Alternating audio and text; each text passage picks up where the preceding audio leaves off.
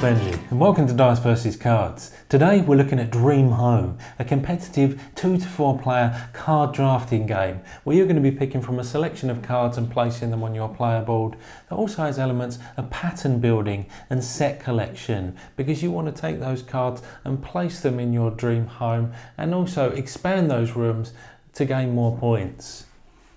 So, as the title suggests, you'll play as homeowners looking to design and construct the most luxurious, the most functional home of your dreams. So grab your construction hat and your paintbrush and tools, and let's see how this plays and whether this could be the next game for you. Now, to set up, you need to take the game board and then shuffle the room cards and the resource cards, drawing and placing 5 room cards face up in the bottom row and drawing 4 resource cards and placing them in the top row, leaving this top leftmost space empty, because that's going to be used for players to be able to take the first player token as the game progresses. Now then, to finish setup, randomly decide who's going to be the first player on the first turn, and then you're good to go. So starting with the first player and rotating clockwise, you're going to be taking one set of cards each turn. Now, a set of cards is the 2 cards that can be found in each column. So for example, if you want to take this kitchen card, you then take the treehouse that comes with it. If you want to take this playroom card, you have to take this purple rooftop card with it.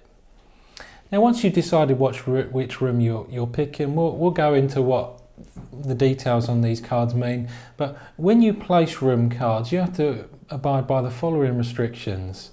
So any normal room card that has the numbers on the bottom and denote rooms that you'd expect to see in the main part of a house can be played in these top 2 rows. However, you can only play a room card on the top row if you've already played and placed a room card on the space underneath it. Now, these cards with numbers on the top, like this garage here, they're to be placed in the 2 basement spaces on your board. So to help you decide which cards you want to pick, we need to understand how these room and resources cards are going to get us points.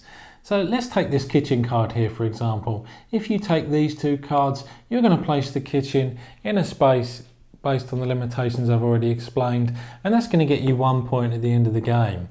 However, these with multiple numbers on will allow you to expand the size of those rooms on later turns in order to get more points. So if in that example on a future turn you get another kitchen card and place it adjacent to the kitchen card you've already placed, then you'll get 6 points. And there's a similar story here with the living room, however you can expand that to a size 3 room and ultimately get 9 points. Now to the resource cards. There are mainly 3 different types. So the first of these roof cards, and they come in different colours. And once you pick one of these, you're going to place them face down in this spot here.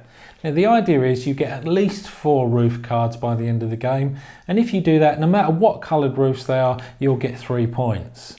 But if you're able to collect 4 roof cards of the same colour, that will ultimately get you an extra 5 to 8 points. However, once you start collecting them, you're placing them face down and you're not able to look at them again, so you have to remember which ones you've got and which ones you're after. The second type of resource card are these helpers, and they will each have different effects, and the text will be clear on the card what they do. And then finally, we have these decor resource cards, and these are ultimately just worth X amount of points. So this tree house here is worth 1 point, and it's placed outside of the house, and that's relevant because if you place a decor in a house spot, most times it will tell you what space that can be put on. So a living room space only or a playroom space only. And when you place a decor, you can no longer expand the size of that room. However, this tree house is different because it's built outside of the house. So once you take this card, you'll take the relevant token and place it next to your home board. So at some point you might get frustrated of choosing last and decide you want to be the first player on the next turn. So if you want to do that, you can actually take this leftmost room card, because although you won't get a resource card with it, you will then take the first player token from whoever's the first player at that time. So you then pass the first player token to your imaginary friend. Yeah, oh, for God's sake. and then they're the first player on the next turn. Now, once all cards have been picked, you then discard any remaining and then draw again 5 room cards at the bottom and 4 resource cards at the top. Now, just as a side note, in a 2 or 3 player game, the first player on each turn will also decide a column of cards to actually remove as an available choice. So play proceeds like that, starting with the first player on each turn and going round clockwise until you've all placed and filled all 12 spaces on your home board. Then to score up, first you total the number of points you got from rune cards. So you'll see I built a particularly bachelor type pad here with the ultimate. This should be worth more than 2 points game room here, and also a playroom obviously with a rocket in that made the most sense to me, and a wine cellar and a storage room for more games. So you count up the total score of your rooms and add any decor points you got, and then we see what roof cards we've got. So here I've got 2 purple roof cards, but the other 2 aren't of the same colour, so I'll only get 3 points. There are also some points you gain from home functionality, and I'll show those on a graphic on screen now. And then the player with the most points is the winner. So that's how this game plays. What did I think of it? So who is this game for? Well, it's undoubtedly a lighter weight game. You know, it's light and breezy. It's probably most suited to families, but anyone that would look at this at a glance and think, yep, that looks cool, would probably enjoy this. So for those daydreamers out there that want to construct their perfect home and maybe look around their own household and think, why on earth did we get that piece of furniture or that lamp? Or maybe even they thought, why can't you construct a kitchen next to a bedroom? Well, there's probably going to be something here then for you. So you might want to consider this if you liked The Best Treehouse Ever, published by Green Couch Games, because that takes that principle and brings it inside the home. Or Kawagawa, published by Yellow, that shares some similar mechanics. So in terms of gameplay, well, there's only ever going to be so much on offer in a simple and straightforward game like this, but what it does very well. So I suppose the deepest amount of strategy you're going to find is when to take that first player token in a 3 or 4 player game, because if you're going last on every turn, that's ultimately going to take its toll on your final score.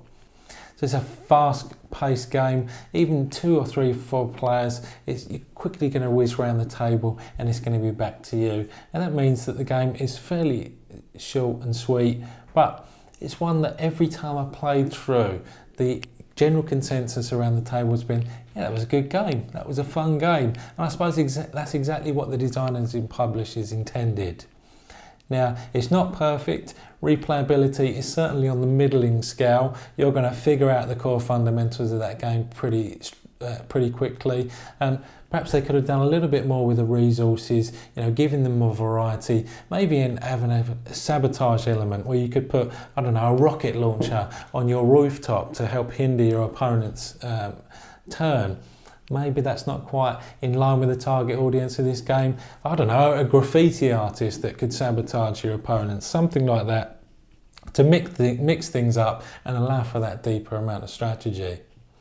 So in terms of the look and feel and theme of the game, well, I'm pleased to say that pretty much everything across the board is very, very well done. I really like that animated, cutesy art style, and the components themselves are well made, and I really would describe this as a high production, low cost game, and really you can't ask for much more than that in something like this.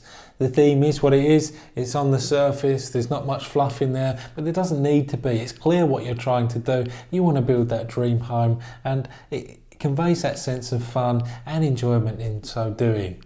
Now, there's absolutely no gritty realism on offer here, no home invasions, no sad stories to tell about needing to underpin your house or any of that nonsense. This is just a fun, good game. So with all that being said, Dice vs Cards are going to give a final score of 7 out of 10.